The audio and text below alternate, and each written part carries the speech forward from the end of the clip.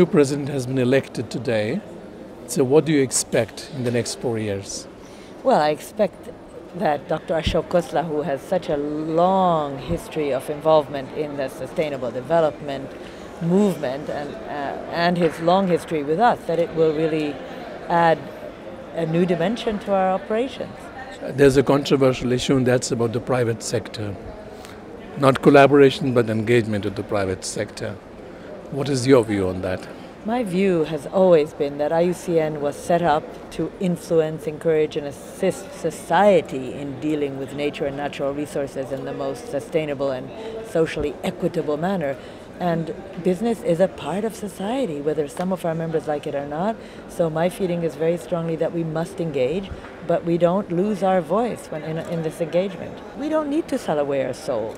We have been around for 60 years. We have a very strong soul. We absolutely don't sell it. There's also been a debate about the representation of IUCN at the global level. For example, G8 summits or whatever of that kind.